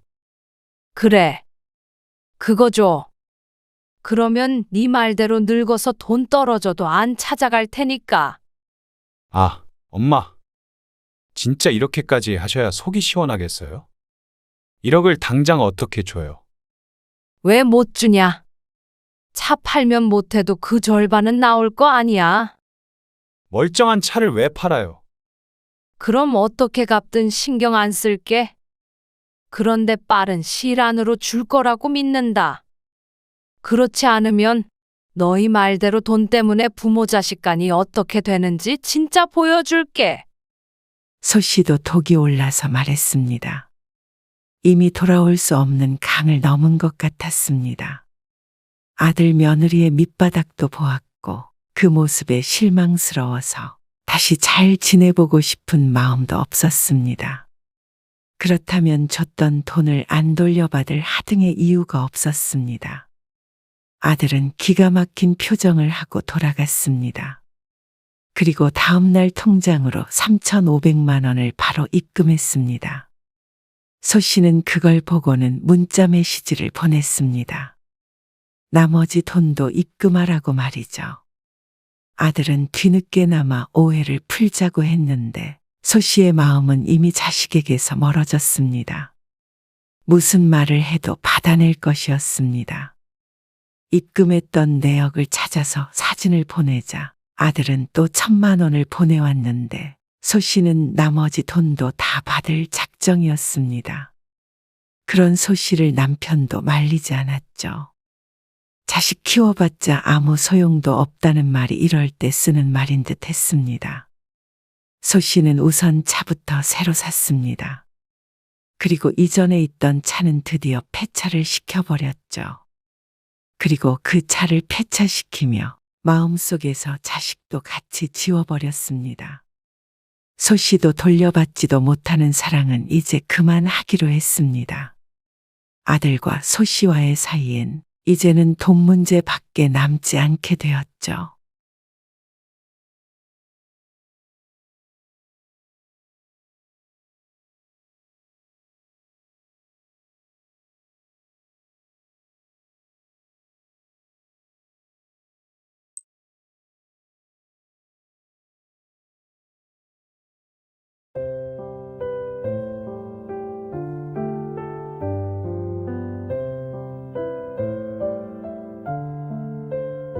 도대체 집에서 뭘 한다고 그러는 거야? 손 하나 까딱 안 하고 집에서 놀고 먹고. 그렇다고 애가 있는 것도 아니고 말이야. 그래도 어머니 다리 다치니까 연지가 대신 집안일도 떠맡게 되고. 뭐? 떠맡아? 집안일이 그럼 원래 나만 해야 하는 일이라는 거야? 어머니 집이잖아요. 그래. 너 말 잘했다. 내 집이니까 그러면 너희는 너희 집 사서 나가. 네? 갑자기 그게 무슨 말이에요? 너희들 참 잘 만났는데 그냥 너희끼리 사는 게 행복하겠다. 너네도 내가 없어야 안 싸울 거 아니야? 오늘 이야기 속 주인공은 65세 공명숙 씨입니다. 그리고 그녀의 아들과 며느리에 관한 이야기입니다. 예기치 않게 몇 년간 아들 며느리와 살게 된 공 씨는 깊은 후회를 했습니다. 내 아들에 대해선 알고 있었지만 남인 며느리에 대해서는 너무 몰랐던 것이 잘못이었습니다. 어떻게 한평생 모르던 서로가 갑자기 한 집에서 잘 살 수 있을까요? 하지만 공 씨의 며느리는 공 씨가 여태 만나보지도 못했던 유형의 사람이었습니다. 요즘 젊은 사람들이 다 이런지 모르겠지만 서로 잘 지낼래야 잘 지낼 수가 없었죠. 결혼과 동시에 직장을 그만두고 눌러앉아버린 며느리. 그렇다면 주부로서의 일이라도 해야 할 텐데 시모가 같이 살아서 그런지 며느리는 손 하나 까딱 안 했습니다. 그렇다면 그 모든 걸 혼자서 하는 시어머니에게 고마움이라도 느껴야 했는데 뭐가 그렇게 마음에 안 들고 불편한지. 며느리에게 공 씨는 투명인간이나 다름없었습니다. 그래도 하나 있는 며느리. 어려서 그렇겠거니 인내하고자 했지만 도를 넘는 며느리의 행태와 그런 며느리만 감싸는 아들. 더 이상은 한 지붕 밑에 살 이유가 없어 보였습니다. 공 씨는 2년 전에 남편을 떠나보내고 혼자 살고 있었습니다. 그리고 아들이 하나, 딸도 하나 있었습니다. 자식 둘 모두 직장에 다니며 따로 독립해서 살았는데 그 전셋집을 얻는 비용을 결혼자금 겸 몇 년 전 미리 공 씨 부부가 물려주었습니다. 서울에 집을 살 수 있는 정도의 금액은 아니었지만 각자 모은 돈과 합쳐서 충분히 결혼 생활 할 수 있을 정도의 돈이었죠. 그리고 둘째인 딸은 아들보다 먼저 결혼했고 공 씨와 멀지 않은 곳에서 신혼을 시작했습니다. 그런데 첫째인 아들이 35이 넘어가자 공 씨도 초초한 마음이 들었습니다. 이러다가 우리 아들 노총각 되는 것 아닌가 싶기도 했죠. 공부를 오래 해서 취직도 남들보다 조금 늦었는데 그것 때문에 때를 놓친 것이 아닌가 해서 걱정됐습니다. 그런데 다행히도 37이 되었을 때 결혼을 하겠다고 했습니다.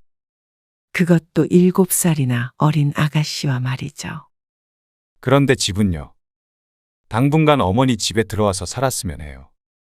뭐, 왜? 한 2년쯤 더 모아서 제대로 된 집 사서 가고 싶어서요. 그런 이유라면 이해가 가지 않았습니다. 2년쯤 있을 거면 전세로 가면 되잖아. 알아봤는데 전세 매물이 거의 없더라고요. 그래? 그렇게 없어?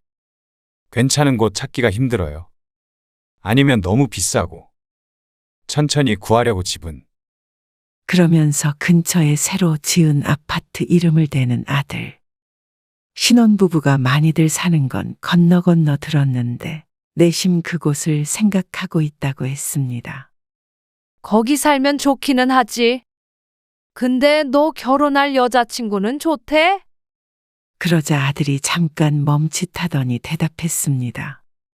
처음에는 좀 의견 차이가 있었는데요. 연지도 그렇게 하겠대요. 연지가 그 아파트 가고 싶어 하는 거거든요. 내심 공 씨는 완전히 납득하지는 못했습니다. 어차피 둘이니 차라리 아들이 살고 있는 오피스텔에서 살다가 돈을 모아 이사를 가는 게 더 낫지 않을까 싶었습니다. 어쨌거나 신혼인데 시어머니와 함께 사는 게 며느리에게 기쁜 일이 아님은 분명했으니 말이죠. 하지만 아들은 마음을 정한 듯 했습니다. 공 씨의 집에 들어와 사는 게 가장 돈을 아끼는 길이긴 했지만 모든 불편함을 감수하고도 그게 좋은 선택일까 생각하면 고개를 끄덕일 순 없었습니다. 하지만 계속 산다고 하는 것도 아니고 2년 정도를 보고 있다기에 공 씨도 적극적으로 거절하지는 않았습니다. 그런데 그게 실수였습니다. 회사를 그만둔다고. 그만뒀어요. 결혼 직전 며느리는 다니던 회사를 그만뒀습니다. 그래서 바로 애를 가지려나 싶었습니다. 그래. 너 나이도 있으니까 얼른 낳아야지. 그리고 아들이 결혼을 한 뒤 약속대로 공 씨의 집으로 들어왔습니다. 이런 생활은 상상한 적이 없었기에 공 씨는 무척 어색했습니다. 그런데 공 씨보다도 불편해하는 사람은 며느리였습니다. 좋아하는 음식은 따로 있어? 별로 그런 거 없어요. 그래? 뭐 불편한 건 없고? 네.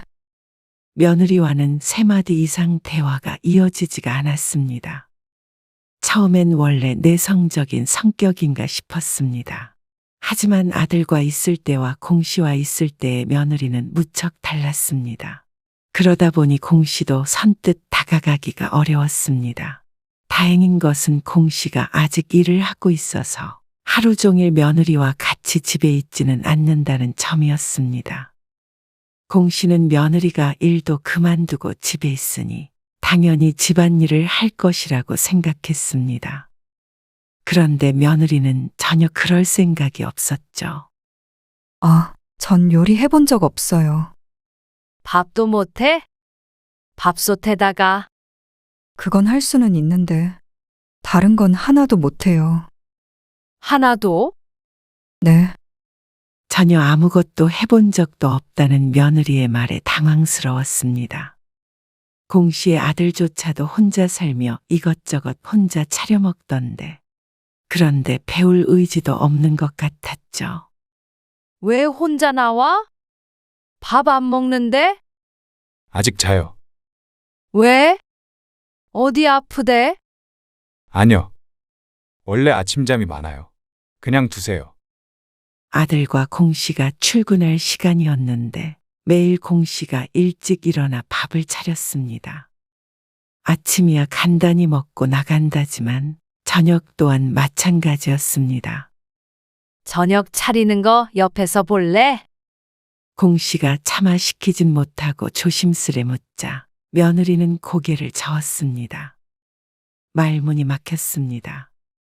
거절을 할 줄은 몰랐습니다. 일을 그만두었길래 집에서 살림을 하고 싶은가 싶었으니 말이죠. 결국 퇴근 후에 혼자서 저녁을 차린 공 씨. 그리고 아들이 퇴근 후에 같이 식사를 하는데 불편한 침묵이 흘렀습니다.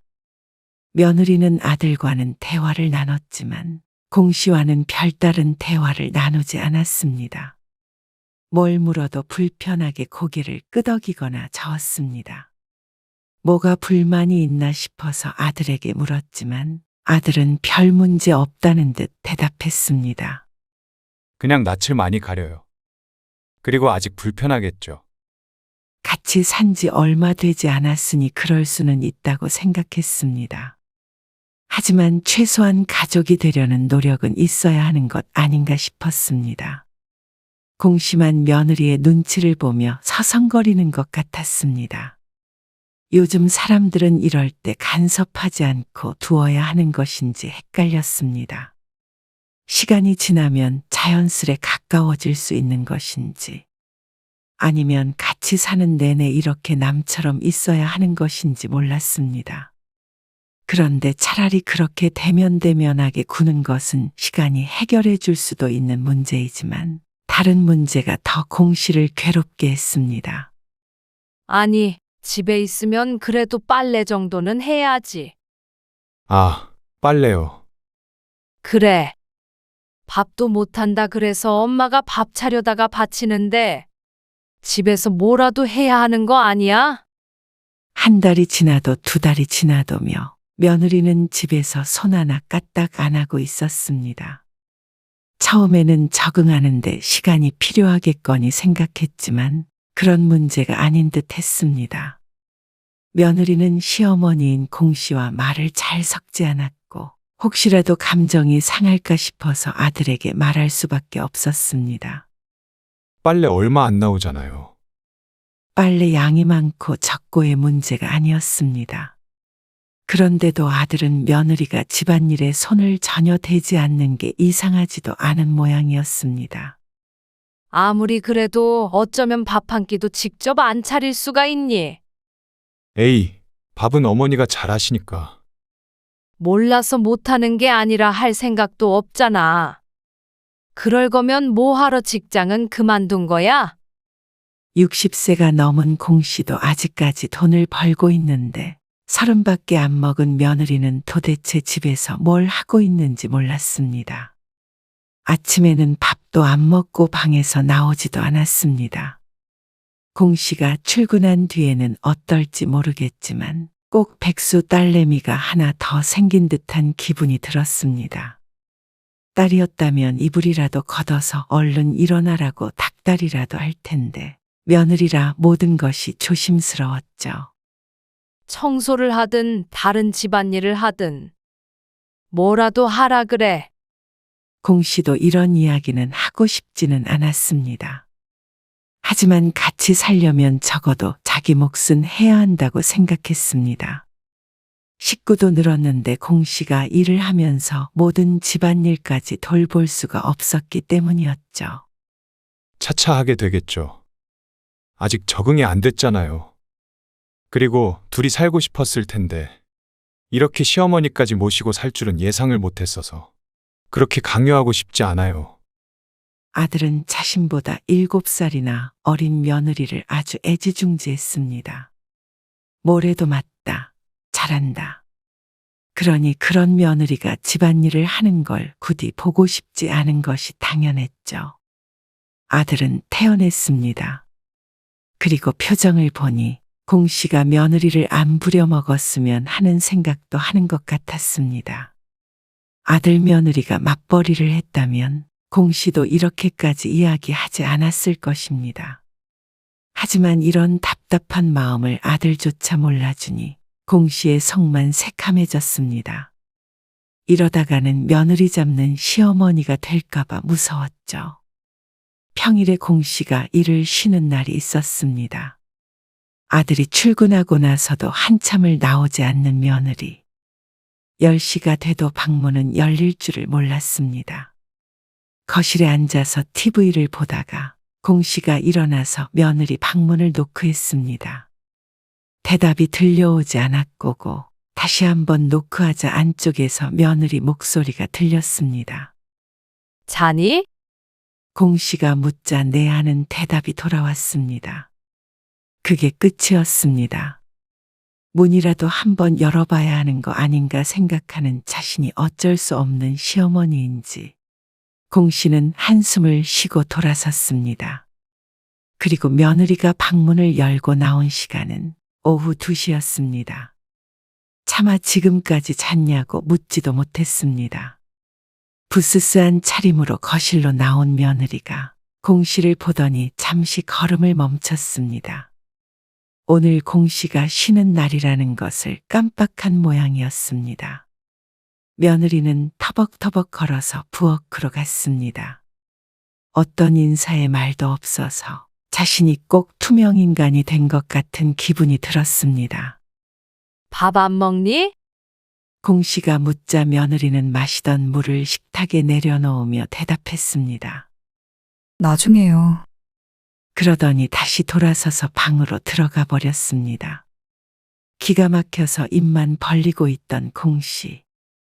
며느리가 물을 마신 컵은 식탁 위에 그대로 놓여 있었습니다. 그리고 그걸 치워야 하는 사람은 늘 공 씨였습니다. 정말 이상했습니다. 부모와 함께 살며 이렇게 지냈던 것인지, 아무리 그렇다고 하더라도 어떻게 시어머니랑 같이 살면서 이런 생활을 하는지 몰랐습니다. 가정교육을 떠올리는 자신이 요즘 말하는 꼰대인가 싶었습니다. 하지만 속으로만 생각할 뿐 며느리에게 직접적으로 말하진 못했습니다.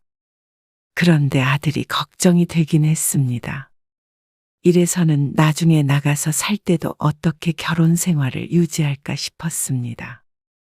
그리고 1시간쯤 지나자 띵동하고 초인종이 울렸습니다. 누구세요? 의아한 목소리로 묻자 배달이 왔다는 대답이 밖에서 들렸습니다. 네? 배달이요? 공 씨가 문을 열자 웬 헬멧 쓴 남자가 흰 비닐봉지를 들고 있었습니다. 얼떨결에 받아드니 남자가 엘리베이터를 타고 내려가 버렸습니다. 이게 뭐야? 공 씨가 비닐을 열어보려고 하자 며느리가 문을 열고 나왔습니다. 제 거예요. 뭐 시켰어? 그러자 며느리가 고개를 끄덕였습니다. 그러더니 부엌에서 작은 쟁반을 가지고 와서 공 씨가 들고 있는 비닐을 가져갔습니다. 어디가? 식탁에서 안 먹니? 방이요. 그러더니 서둘러 들어가 버렸습니다. 한숨이 절로 나왔습니다. 이쯤 되니 며느리에게 무언가 문제가 있는 것이 아닌가 싶었습니다. 사회생활은 제대로 했나 싶었죠. 이걸 한마디를 해야 할지 아니면 가만히 있어야 할지 공 씨도 갈팡질팡했습니다. 공 씨도 시어머니가 처음이다 보니 말이죠. 최대한 며느리와 갈등 없이 잘 지내고 싶었기에 인해 돌아서고 말았습니다. 그런데 절대 이해할 수 없는 일이 생겼습니다. 아들과 며느리가 투닥거리는 소리가 거실까지 들렸습니다. 며느리가 공 씨에게는 어색하게 굴어도 아들이 퇴근하면 깨가 쏟아졌습니다. 그런데 좀처럼 들리지 않았던 큰 목소리가 들리니 공 씨도 당황스러웠습니다. 공 씨가 안절부절하며 서성거리자 며느리가 벌컥 문을 열고 나왔습니다. 공 씨가 뭐라고 말을 걸기도 전에 현관문을 열고 나가버렸습니다. 그 뒤를 아들이 따라 나왔는데 나가는 며느리를 잡지 않았습니다. 왜 그래? 어디 가는 거야? 아들에게 묻자 아들이 침울한 목소리로 말했습니다. 장모님 댁에서 자고 온대요. 안사도는 이곳에서 1시간 떨어진 곳에 살았습니다. 해도 졌는데 어딜 간다는 것인지 걱정이 됐습니다. 왜 그러는데? 싸웠어? 그게 아들이 망설였습니다. 공 씨가 닥달하자 아들이 마지못해 입을 열었습니다. 애를 안 갖겠대요. 공 씨도 여태 묻고 싶었지만 그동안 참아왔던 말이었습니다. 분명히 애를 갖겠다고 일을 그만둔 줄로만 알고 있었는데 소식이 없었으니 말이죠. 벌써 같이 산 것이 반년이 넘어 1년이 가까워져 갔습니다. 하지만 괜히 간섭하는 것 같기도 하고 재촉하는 기분이 들어 몇 번 물어보려다 말았던 적이 있었습니다. 그런데 갑자기 애를 안 갖겠다는 며느리. 아니, 왜? 키울 자신이 없다고요. 공 씨는 기가 막혀서 말이 나오지 않았습니다. 그러면 직장은 왜 그만뒀으며 애 때문이라는 말은 왜 했는지 의아했습니다. 싸운 건 아니에요. 설득을 해보려고 했는데 참, 그래서 어떻게 한다는 거야? 모르겠어요. 근데 그렇게 싫다고 하면 일단 설득은 해볼게요. 하지만 그 설득이라는 것이 될지 몰랐습니다. 말다툼 좀 했다고 친정으로 가버리는 며느리를 아들이 어떻게 이길까 싶었습니다. 다음 날 며느리는 돌아왔고 아들과 길게 대화하는 듯 했습니다. 그리고 결론은 역시 공 씨의 예상과도 같았습니다. 애 없이 살면 되죠. 아들은 며느리 말이라면 무엇도 좋은 모양이었습니다. 공 씨만 씁쓸했죠. 어머니도 연지한테 아무 말 마세요. 괜히 스트레스 받으니까. 애초에 뭐라고 할 생각도 없었습니다. 공 씨의 마음속에선 며느리에 대해서 어느 정도 포기가 된 상태였습니다. 손주를 바라긴 했지만 자기들이 안 낳겠다는 걸 억지로 강요하고 싶지도 않았습니다. 딸이 임신 중이었기 때문에 손주는 어떻게든 볼 것이었습니다. 키워주지도 못할 손자를 낳으라고 호통을 쳐서는 안 되는 때라는 걸 공 씨도 알고 있었습니다. 아쉽지 않은 건 아니었지만 알아서 하라고 하고 말았습니다. 이제는 아들이나 며느리에게 많은 걸 바라지도 않았습니다. 그냥 둘이서 잘 살았으면 하는 마음밖에 남지 않았죠. 그런데 많은 걸 바라지 않았는데도 며느리는 그것마저도 싫은 듯 했습니다. 제이랑 여행 갔다 올 테니까 밥 잘 챙겨 먹고 있어. 네. 걱정 말고 다녀오세요. 딸이 태교 여행을 다녀오자길래 동해로 떠나게 되었습니다. 이틀간 집을 비울 예정이었는데 어쩐지 걱정이 됐습니다. 하지만 다 큰 어른 둘이 알아서 잘 지내겠거니 애써 생각했죠. 그런데 이틀 뒤 저녁 늦게 도착했는데 뜻밖의 광경이 공 씨를 반겼습니다. 설거지해? 부엌에서 설거지하는 아들의 뒷모습이 보였습니다. 컵 몇 개요. 그래도 밥은 차려 먹었나 보다 생각했는데 그게 아니었습니다. 부엌으로 가니 싱크대 옆에 웬 비닐들과 빈 일회용 용기들이 쌓여 있었습니다. 공 씨의 눈이 크게 뜨였습니다. 밥솥 시간을 보니 이른 시간이 넘어 있었습니다. 공 씨가 했던 밥이 그대로 남아 있었던 것 같았습니다. 밥솥을 열어보니 누런 밥이 보였죠. 너희 밥 안 먹었어? 시켜서 먹었어요. 이틀 내내 말이야. 네. 아니, 집에 있으면 밥 좀 차려서 먹어야지. 며느리에 대한 불평을 한마디 하자 아들이 대꾸했습니다. 연지가 제 밥 해주려고 결혼한 건 아니잖아요. 기가 막혔습니다. 참 천생연분이 따로 없다 싶었습니다. 그러면 며느리는 집에서 놀고 먹으려고 결혼한 거냐 하고 묻고 싶은 마음이 굴뚝 같았습니다. 하지만 이제는 잔소리할 기운도 없었습니다. 본인들이 그게 아무렇지도 않다는데 말이죠. 역시나 세대가 다른 것 같았습니다. 여기에다가 열을 내봤자 공 씨만 뒷목을 잡았습니다. 그래도 속으로 괘씸하단 생각은 안 할 수가 없었습니다. 일하는 아들은 그렇다 치고서라도 며느리는 어쩜 밥 한 끼를 안 차려 먹을 수가 있나 싶었죠. 그런데 며느리가 처음으로 밥을 해야 하는 일이 생겼습니다. 퇴근하고 집에 오는 길에 계단에서 미끄러지는 바람에 뒤로 넘어졌는데 그만 다리를 크게 다치고 말았습니다. 허리를 다치지 않은 게 천만다행이었지만 그래도 한동안 거동이 무척 불편해지게 됐죠. 당분간 일도 쉬어야 했고 당장은 집에서도 보조기가 있어야 걸어 다닐 수 있었습니다. 그러니 당연히 집안일도 밥 차리는 것도 전혀 할 수가 없었습니다. 제가 할게요. 근데 며느리가 하기 싫다고 했는지 아니면 아들이 그냥 나선 것인지 몰랐지만 퇴근 후에 모든 집안일을 자신이 하겠다는 아들. 밥은 어떻게 해야 해? 퇴근할 때 사올게요. 눈앞이 깜깜했습니다. 며느리는 그 옆에서 남의 일이라는 듯이 딴 곳을 보며 앉아 있었습니다. 자기가 뭐라도 해보겠다는 소리는 하지 않았고 그저 불똥이 튀지 않길 바라는 것 같았죠. 너희도 나중에 나가서 살려면 요리든 뭐든 할 줄 알아야 할 거 아니야. 공 씨가 며느리를 보며 말하자 며느리가 인상을 찌푸렸습니다. 그걸 보더니 오히려 아들이 변명을 했죠. 그건 나중에 하나씩 하면 되죠. 공 씨도 에라 모르겠다는 심정이 됐습니다. 그동안 공 씨가 다 도맡아 하다 보니 얼마나 일이 많은지 아들도 며느리도 몰랐습니다.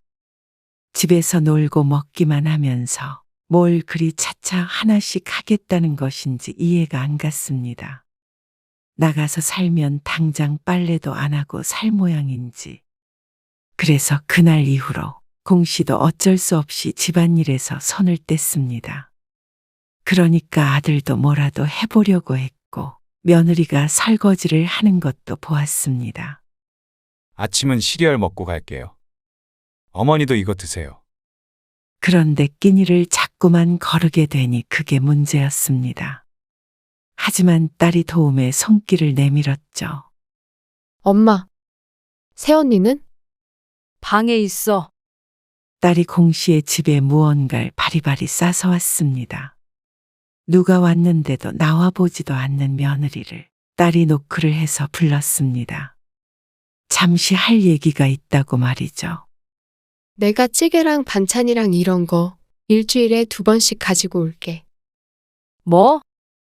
홀몸도 아닌데 뭘 그래. 밥 잘 못 먹는다며. 오빠가 그러던데. 아이고, 사 먹으면 돼. 괜찮아. 우리 집 반찬하면서 좀 챙겨올게. 사 먹는 것도 하루 이틀이지.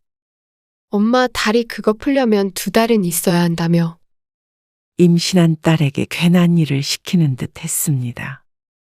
공 씨가 극구 말렸지만 딸이 걱정된다며 고생을 자처했죠. 대신 새언니가 밥솥에 밥만 좀 해줘요. 딸이 며느리에게 부탁했습니다. 그러니까 그것마저 싫다고 할 수 없었는지 며느리가 알았다며 고개를 끄덕였죠. 그렇게 이야기하고 있는데 며느리가 슬그머니 일어나서 방으로 들어갔습니다. 그러자 딸이 조용히 속삭였습니다. 새언니는 원래 저래? 딸에게 차마 며느리 흉을 볼 수는 없어서 공 씨는 어색한 웃음을 짓고 말았습니다. 그렇지만 그날 이후로도 며느리의 태도는 크게 달라지지 않았습니다. 딱 밥솥에 밥만 내놓고는 방에 쏙 들어가 버리니 챙겨서 먹는 건 공 씨의 몫이었고 서로가 있는 듯 없는 듯 사는 것은 여전했죠. 정말 왜 이러는 건지 몰랐습니다. 공 씨가 뭐 서운하게 한 것이라도 있었으면 덜 억울했습니다. 며느리는 그냥 시어머니라는 존재가 싫은 듯 했습니다. 그러니 공 씨도 며느리에게 정이 떨어져 갔습니다. 엄마, 내일 병원 같이 못 가겠는데 어쩌지? 공 씨의 다리 때문에 병원에 딸과 함께 가기로 했는데 갑작스럽게 일이 생겼다는 딸. 새언니한테 같이 가자고 해봐. 오빠는 일할 거 아냐. 그렇긴 한데 누가 부축은 해줘야 할 거 아니야. 하는 수 없이 며느리에게 내일 택시만 같이 타고 가달라고 부탁할 수밖에 없었습니다. 네? 제가요? 며느리는 생각지도 못했던 말을 들었다는 듯이 눈을 동그랗게 떴습니다. 제가 어머님을 어떻게 부축해요? 업어달라고 한 것도 아니었고 택시 탈 수 있게 부축 좀 해달라는 것이 그렇게 큰 일이었는지 며느리는 질색을 했습니다. 가냘프기로는 며느리보다 딸이 더 가냘펐습니다. 병원 일정을 당장 미룰 수도 없기에 며느리가 탐탁치 않아 하는 걸 알면서도 부탁할 수밖에 없었습니다. 더럽고 치사해서 가지 말라고 하고 싶었지만 달리 도와줄 사람이 없으니 어쩔 수가 없었죠. 그런데 아들이 퇴근한 뒤에 또다시 부부싸움을 듣게 되었습니다. 아니, 싸움이라기보다는 바보 같은 아들이 일방적으로 당하는 소리가 들렸습니다. 병원이 어쩌고 저쩌고 하는 것을 보니 내일 공 씨의 병원 문제 때문에 따지는 모양이었습니다. 정말 어처구니가 없었습니다. 아무것도 할 수 없고 하고 싶지도 않다면 결혼은 왜 했나 싶었습니다. 결혼을 공 씨의 병원을 가주기 위해 한 것은 아니었지만 그래도 같이 살다 보면 서로 양보하고 배려하는 부분이 있어야 하는 것 아닌 것 싶었습니다. 공 씨가 며느리 뒤치다꺼리를 해왔던 것처럼 말이죠. 그런데 한참 있다가 아들이 전화통화를 하면서 방을 나왔습니다. 아니, 갑자기 그러면 어떡하자는 거야? 나 일하는 거 뻔히 알면서. 왜 연지한테 떠맡기는데? 듣자 하니 여동생과 통화하고 있는 것 같았습니다. 어쩜 저런 팔불출이 다 있나 싶었습니다. 좋은 직장에 다녀 어디 부족한 것도 아니었고 37이면 노총각 소리 들을 나이도 아니었습니다. 단지 어린 아내와 결혼했다는 이유만으로 이렇게 쩔쩔매나 싶었습니다. 너 전화 안 끊니? 공 씨가 아들에게 언성을 높였습니다. 더 이상은 참을 수가 없었습니다. 그러자 아들이 전화를 끊더니 오히려 공 씨에게 따져 물었습니다. 아니, 어머니도 병원을 하루 미루면 되잖아요. 병원이 식당도 아니고 그렇게 마음대로 할 수 있는 건 줄 알아? 그렇다고 왜 연지를 시켜요? 집에 있는다고 막 부려먹을 수 있는 거 아니잖아요. 어머니가 연지 직장 안 다니는 것 때문에 마음에 안 들어 하시는 거 아는데요. 그래도 시집살이는 시키지 마세요. 요즘 어머니 다리 아파서 연지 고생하고 있어요. 허허하는 헛웃음을 참을 수가 없었습니다. 무슨 고생을 얼마나 했다는 것인지 몰랐습니다. 밥도 할 줄 모른다며 아들이 라면을 끓이거나 밖에서 음식을 포장해 왔습니다. 그나마 딸이 반찬을 싸온 뒤로 식사다운 식사를 할 수 있었습니다. 집에 있으면서 맨날 소파에 누워서 휴대폰만 보고 있는 며느리가 도대체 뭐가 힘든 건지 몰랐습니다. 병원에 업고 가라는 것도 아니고 택시 좀 같이 타고 가자는 게 그렇게 잘못된 것인지 이해가 안 갔습니다. 너는 지금 그게 할 말이야? 도대체 집에서 뭘 한다고 그러는 거야? 손 하나 까딱 안 하고 집에서 놀고 먹고. 그렇다고 애가 있는 것도 아니고 말이야. 그 얘기가 여기서 왜 나와요? 아니 하도 고생을 한다니까 그래. 뭐 내 다리 다쳤다고 시중을 들기나 했어? 뭘 했어? 그래도 집안일도 떠맡게 되고. 뭐? 떠맡아? 집안일이 그럼 원래 나만 해야 하는 일이라는 거야? 어머니 집이잖아요. 황당한 대답이었습니다. 그래. 너 말 잘했다. 내 집이니까 그러면 너희는 너희 집 사서 나가. 네? 갑자기 그게 무슨 말이에요? 너희들 참 잘 만났는데 그냥 너희끼리 사는 게 행복하겠다.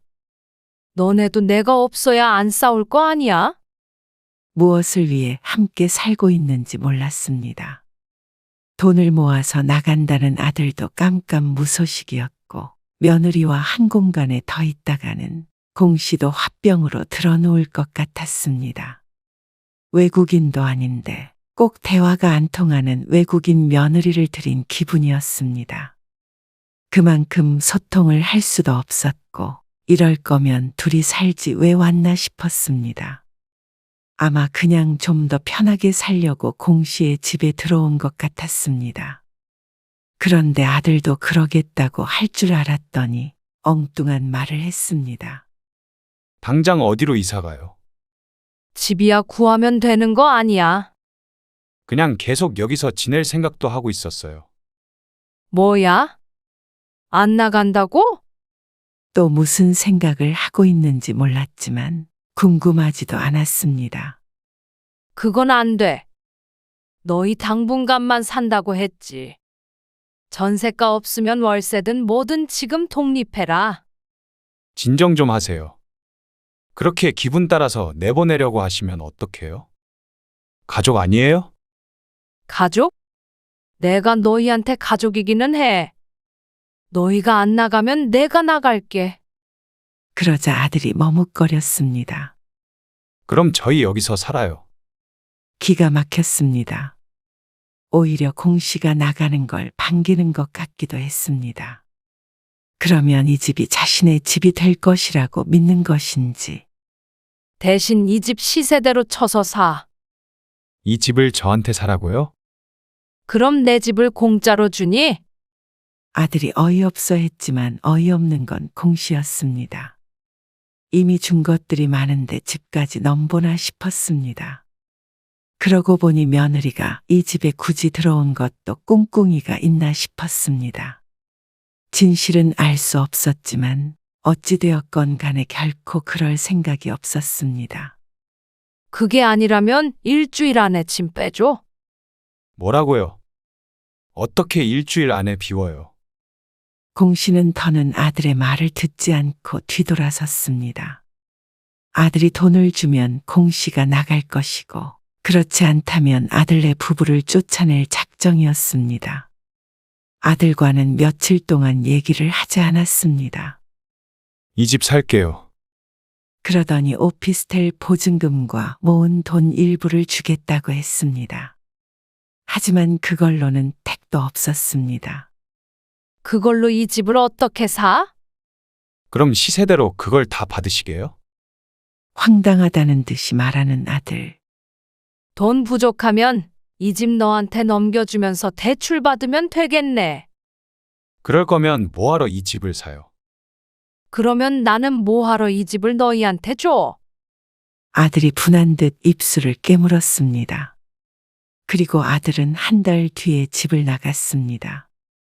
손해본다고 생각했는지 모르겠지만 공씨는 알던 이가 빠진 것 같았습니다.